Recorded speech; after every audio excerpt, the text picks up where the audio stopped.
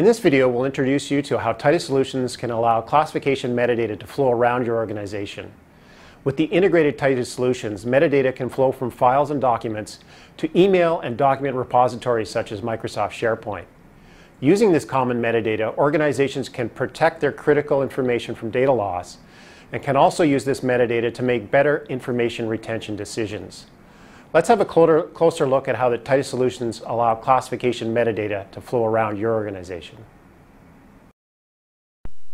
The Titus classification family of solutions is made up of a number of products which can be used to classify email, Microsoft Office documents, and files on the Windows Explorer desktop. It's important that once the user has set the classification metadata, this metadata become available for other applications within your enterprise. For instance, if a document is classified and then attached to an email, it's important this email system will recognize that classification. Also, if a file is classified and then uploaded to Microsoft SharePoint, it's important that SharePoint recognize this classification also. Let's start our demonstration by looking at the Titus classification for Office product, which can be used to classify Microsoft Office documents. As you can see here, our products have added a classification toolbar in Microsoft Word, which can be used to classify the documents. In this case, we're going to select the internal use only classification. As you can see, that has been placed as a header in this document. It's easier for us or users to change the classification. In this case, if we go up and change the classification of the document to confidential, we can see the headers and footers of the document, etc., have now been reflected to the new classification. Once we've classified that document, we can then save that document as a normal Word document, and the classification metadata, confidential in this case, is going to be carried with that document wherever it goes as that document flows through the organization. So let's save that document, and we'll call it the cash flow analysis for fourth quarter 2011. And then we're going to switch over to Microsoft Outlook and show how that classification metadata can be maintained in Office Outlook. In this example, Alice is going to send a message over to Bob about the fourth quarter cash flow analysis document that was just created. So Alice is going to create the message, and she's going to say she's going to attach the cash flow analysis for the fourth quarter. Then Alice is going to go up and attach that document which we just created, which is a confidential document. We're going to insert that in the document. Now Alice, by mistake, is going to select public as the classification for this email. And the Titus message classification product is going to provide a warning that says that one or more of the attachments of the email has a higher level of classification than the message itself. As you can see, the user has a number of options here. They can upgrade the message to match the classification of the document itself. They can return to the message, or they can send anyways, in which case the message would be sent but logged. In this case, the user goes back to the message and changes the message's classification to confidential, and the message can be sent successfully, as we can see.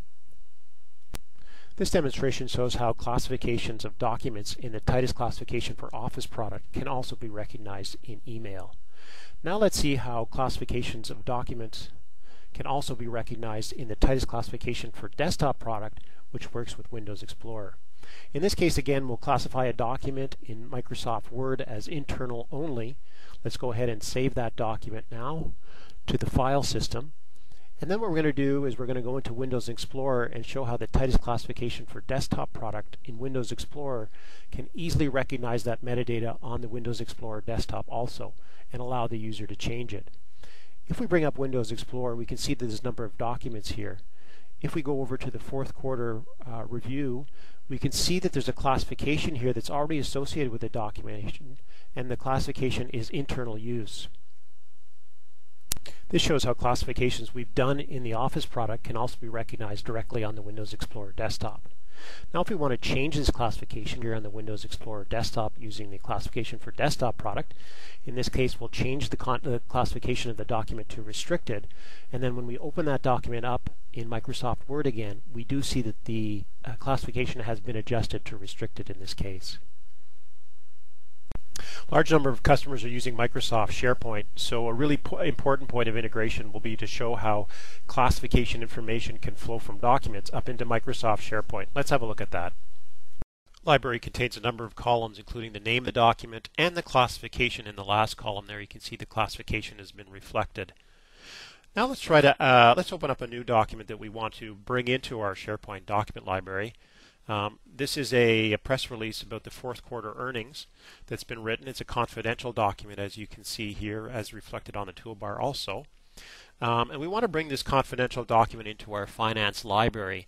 When we bring it into the finance library, we certainly want that classification to show up to users in SharePoint so they can see what the classifications are. Let's upload this document into Microsoft SharePoint. So let's browse and select that fourth quarter earnings release document. Once we've selected that document, you'll see that when we go to bring it into SharePoint, we'll see a menu which reflects all of the metadata which were brought into SharePoint. And the confidential classification, as you can see, has been imported, so the user doesn't have to do anything. Once that classification has been selected in Word, it'll automatically come up into SharePoint and be reflected here for users so they can see it. Users can then change the classification if they wanted to in SharePoint also, so I could go and edit these properties, change the classification, and then when I reopen that document in Word in the Titus products, the labels, etc. will be adjusted accordingly. I hope you've enjoyed our demonstration that shows how classification information can flow from documents to email to the Windows desktop and also to Microsoft SharePoint.